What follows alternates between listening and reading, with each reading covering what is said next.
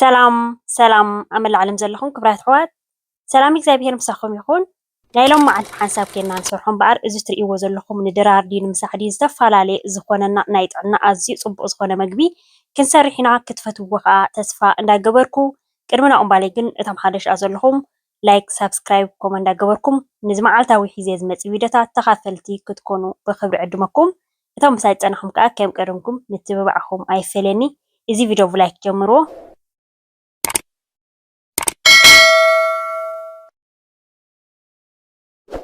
እምበኣር ክቡራት ኣሕዋተይ ሕጂ ነዚ ፅቡቅ ዝኾነ ምሳሕ ወይ ድራር ንምስራሕ ዘድልየና ኣብዚኣ 500 ግራም ናይ ደርሆ እንታይ ዝበሃል ስጋ እየ ተጠቒመ ዘለኹ። ከምዚ እትርእይዎ ዘለኹም ጌረ ከዓ ከርቲፈዮ ኣለኹ ማለት እዩ። እንተደሊና ከዓ ኣብኡ ከሎ ኣርቅቕ ኣቢልና ጭድድ ኣቢልና ከዓ ክነቃምሞ ንኽእል ኢና ማለት እዩ። ኣነ ግን ኖርማል ብታይ ዝበሃል ገይረ ቆራሪፀዮ ዘለኹ ማለት እዩ። ሕጂ ዘይቲ ከዓ ኦሊቭ ኦይል ይገብረሉ ኣለኹ። ብድሕሪኡ ቀመማትና ጌርና ከምዚ ጌርና ሕጂ እንተደሊና ምሸት ኣቃሚምናዮ ክንሓድር ንኽእል ኢና። ንምሳሕ እንተደሊናዮ ወይ ንድራር ከዓ ንግሆ ተሲኢና ክነቃምሞ ንኽእል ኢና። ኣቃሚምናዮ ተሓዲርና ግን ተመራፂ ማለት እዩ። ምክንያቱ እቲ ቀመማት ፅቡቅ ገይሩ ይወሃሃድ ስትይ የብሎ ማለት እዩ። ሕጂ ቀመማ ኣብዚ የዳልየ ዘለኹ ፃዕዳ ሽጉርቲ ፓውደር ማለት እዩ፣ ካሙን፣ ፓፕሪካ ዝተጣሓነ፣ ጨው፣ ፀሊም በርበረ፣ እዚኣ ከዓ ናይ ደርሆ ቀመም ማለት እዩ። እዚኣ ግድን ክትህልወልና ኣለዋ። ደርሆ ክነቅም ከለና ሽክርሽታት ጌርክን እንተን ትፈልጣ ዘይትፈልጣ ከዓ ስኢልክን ክትጥቀማ ትኽእል። ምስቲ ቀመማት ምስ ከምኡ እዩ ድሽየጥ ማለት እዩ።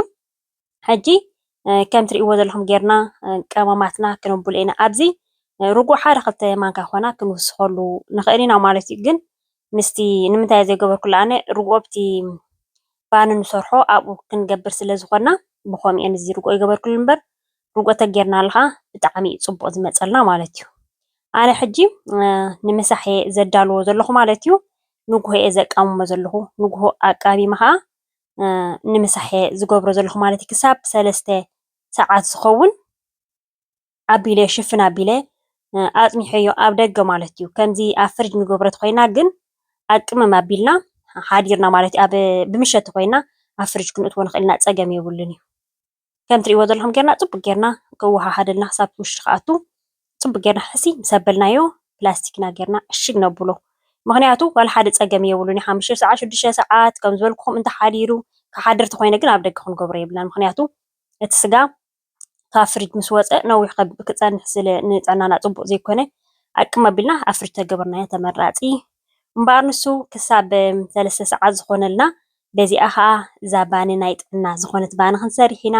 ንእሽተይ ጨው ገይረ ኣለኹ፣ ርግኦ 4 እንቋቑሖ ብኣጃ ጌርና ኢና ክንሰርሖ ካብ ሓርጭ ናፃ ዝኾነ ማለት እዩ። ኩሉ ግዜ ብተደጋጋሚ ክቡራት ኣሕዋተይ ፊኖ ብጣዕሚ ንጥቀም ንጥዕናና ፅቡቅ ኣይኮነን እዩ። እንደገና ከዓ እቲ ንበልዖ ኩሉ ግዜ ንምንታይ ኢና ከብድና ክነጥፍእ ንደሊ እንደገና ከዓ ከብዲ ከዓ ምጥፋእ ኣይኣብየና። እቲ ናይ ሂወትና ናህና ናይ ዓድና ማለት እዩ ብብዝሒ ንምገቦ እንጀራ፣ ቅጫ፣ ሕምባሻ እዚ ብከምኡ ስለ ዝዓበና ብጣዕሚ ኢና ኣመጋግባና ዋላ ኣብ ደገ ንፃእ እምበር ከምኡ ዓይነት ኣለና ማለት እዩ። እቲ ኣመጋግባ ከም ባህሪ ናይ ዓድና ኢና ሒዝናዮ ንኸይድ ካብ ነብሰይ ጀሚሮ ማለት እዩ። እዚ ከዓ ኩሉ ግዜ ናብ ከብዲ ጥራይ ዝኸይድ ቀልጢፉ እቲ ፊኖታት ንምገቦ ብዝተኸኣለ መጠን ክንጥንቀቕ ኣለና ማለት እዩ።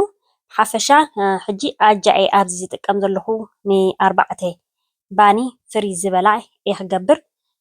እዚኣ ስእሊ እዚኣ ክትወስዳ ትኽእላ ኢኽን ኣይንፈልጦና ብስእሊ ኣርኢና ሰላም ሓፍትና ገለልክን ነርክን ብዝሓለፈ እንትፈልጦ ትፈልጦ ኢኽን ንብዙሕ ክንጥቀመሉ ንኽእል ኢና ኢለክን ሰላም ሓፍተይ ንኬክ እውን ከምዚ ጌርና ተሰርሕናዮ ብጣዕሚ ፅቡቅ ኢላ ሓንቲ ሓፍትና ከዓ ፅሒፋ ማለት እዩ። ብጣዕሚ ኣብ ኬክ ይኣቱ ኣብ ዘይኣትዎ ነገር እዚ ዋላ ሓደ የለን እዩ። እቲ ናቱ ትሕዝትኡ ከዓ በሊዕኻዮ ከምዚ ቀልጢፉ ኣየጥምየካን እዩ።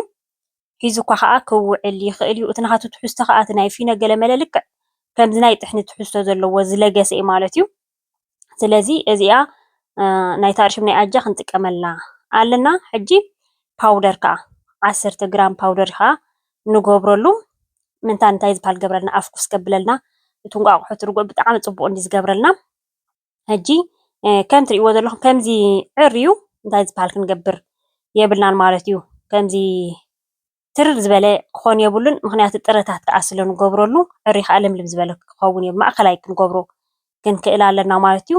ፅቡቅ ጌርና ሕውስውስ ኣቢልና ሓራይ ከዓ ክንብሎ ከለና ብኢድና ጌርና ንእሽተይ ሕሲ ነብሎ ማለት እዩ ምንታይ ፅቡቅ ገይሩ ክወሃሃደልና መቸም እዚኣ መግቢ እዚኣ ክቡራት ኣሕዋተይ ከምዚ በሊዕካዮ እቲ ስጋ ተጠቂመሉ ዘለኹ ኦርጋኒክ ማለት እዩ ቢዮ በዚ ናይዚ ዓዲ ዝበሃል እቲ ፅቡቅ ስጋ እየ ተጠቂመ ዘለኹ እንደገና ከዓ እቲ ርግኦ ተጠቂመሉ ዘለኹ ከዓ እቲ ስብሒ ዘለዎ ዘይኮነ 1.5 ምሻለ ስብሒ ዘይብሉ ንስ እየ ተጠቂመ ዘለኹ ሳንፍላወር ከዓ እዚ ማለት እዩ ዘነን ብርለ እዩ ዝበሃል በዚ ናይዚ ዓዲ ኣብ ዝተፈላለየ ሱፐርማርኬት ኣሎ ማለት እዩ ክንረክቦ ንክእል ኢና እዚኣ ስእሊ ኣቢልና ተደሊና ኣማዞን ኣሎ ክነብል ንክእል ኢና ሕጂ ሓርጭ እዚ ሶሪ ድባ ከዓ እዚ እየ ተጠቂመ ዘለኹ ማለት እዩ ጥዑም ዶ ይኸውን እቲ ናሃቱ ጣዕሚ ኸ ሰላም ሓፍተይ ገሌልክ እውን ሓንቲ ሓፍትና ፅሒፍክ ነርኪ ኩሉ ግዜ ናይ ጥረታት ንጥዕናና ኣዝዩ ፅቡቅ እዩ ጥዑም እዩ ከዓ እንደገና ከዓ ከምዚ ተሰራርሓ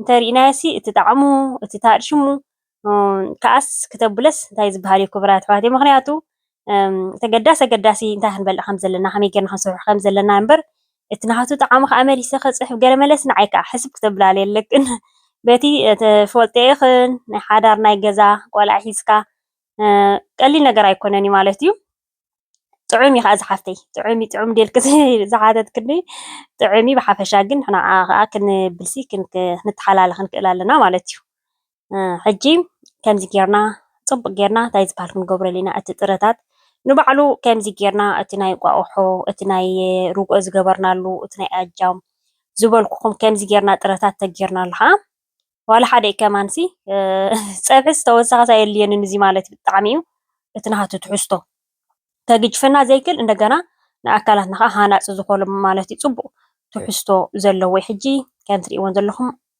4 እየ ገይረየን ዘለኹ ናይ ላዕሊ ናይ ታሕትን ወሊዐያ ፀኒሑ ኣለኹ ብ180 30 ደቂቃ ከዓ ክበስል እዩ ትባን ማለት እዩ እዚኣ ከዓ ሕጂ ተቃሚማ ተወዲኣትላ ኣላ በዚኣ ኤር ፍራየር ገይረ ከዓ ን25 ደቂቕ ከፅንሓ እየ ማለት እዩ ከምዚኣ መጥበሲ ተልያትን ኮይና እቲ ናሃቱ ቅብኣት ከዓ ንታሕቲ ኣስድ ተብሎ ማለት እዩ ብሓፈሻ እዚ ቅብኣት ዘይብሉ ከም ትሪእዎ ዘለኹም ግን ዝኾነ ከምዚ ክንሰርሕ ከለና ወይ ህወኽ ኢልና ንኣሽቱ ነገራት ክንሰርሐሉ ከለና ብጣዕሚ ፅብቕቲ እያ ማለት እዩ በዚኣ ጌርና ክነብሎ ኢና ሕጂ ጥብስ ክነብሎ ኢና ድሕሪ 25 ደቂቃ ድርቅ ኢሉ ክበስል እዩ ባንና ክሳብ ዝበስል ማለት እዩ እቲ 25 ደቂቕ እቲ ከዓ 30 ደቂቕ ባነ ከም ትሪእዎ ዘለኹም ፅቡቅ ኮይኑ ማለት እዩ ከምዚ ጌርና ግድን ከምዚ ኣነ ዘዳልዎ ዘለኹ መባልዕቲ ዘይኮነ ዋላ ጭድድ ኣቢልና ፍሬሽ ከየ ዘጌርና ድዩ ዝኾነ ዓይነት ንፈትዎ ጌርና ለኸየቢልና ንባዕሉ እዚ ብጣዕሚ እዩ ፅቡቅ ማለት እዩ ከም ዝበልኩም ከዓ በሊዕካዮ ኣየጥሜካን እዩ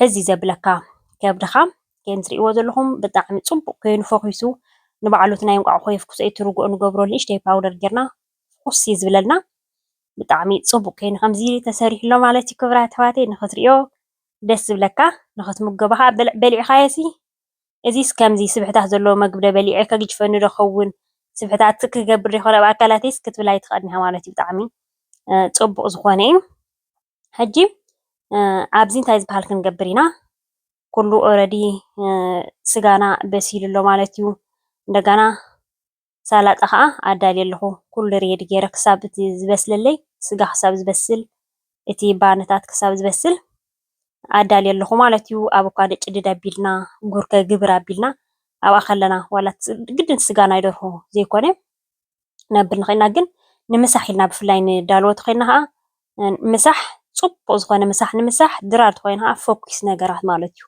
ሳላጣ ወዲ ሳላጣ ዲ ገለ መለታት ፎኩስ ነገራት ተደሪርና ቁርስ ከዓ ንእሽተይ ተበሊዕና ምሳሕ ግን ፅቡቅ ጌርና ተበሊዕና ምክንያቱ ክሳብቲ ናይ ድራር ግዜሲ ፀፍ ኢሉ እዩ ዝሓቀልና ማለት እዩ ስለዚ ከምዛ ትሪእዋ ዘለኹም ድርቅ ኢላ ኣብ 25 ደቂቃ እዛ ስጋና ልክዕ ከምዚ ናይ ቋንጣ ዓይነት እዩ በቃ ናይ ግሪል እዩ ዝመስለና ፅቡቅ እዩ ዝኸውን ከም ዝበልኩኹም ግን እቲ ስጋ ናይ ደርሆ ልክዕ ከምቲ ናይ ባኑ ቁመቱ እንተደሊኹም ከይከርተፍኩም ደቂቅ ጌርኩም ትገብርዎ ትኽእሉ ኢኹም ማለት እዩ ሕጂ ባንና ጭድድ ኣቢልና ዘሎ ኣሕምልትና ግብር ኣቢልና ዝልከ ፈሳሲ ተደሊና ክንገብረሉ ንኽእል ኢና ማለት እዩ ኣብቲ ናይ ባኒ ደስ ዝበለና ምስቲ ናይ ደርሆ ክንገብር ንኽእል ኢና ማለት እዩ ከመይ ከም ዝፈኮሰ ከዓ ከርእየኩም እየ ጭድድ ኣቢልና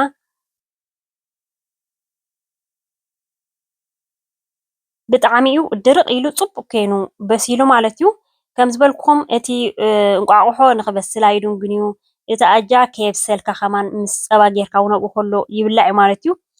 ስለዚ ሕጂ ጉርከ ከም ትሪእዎ ዘለኹም ብቑመት ገይረ ኣለኹ። ከምዚ ግብር ኣቢልና ኣቮካዶ ግብር ኣቢልና ግድን ስጋታት ዋላ ዘይኮነ ጭድድ ኣቢልና ሰላጣና ግብር ኣቢልና ንምሳሕና ክንጥቀመሉ ንኽእል ኢና ብዝያዳ ማለት እዩ።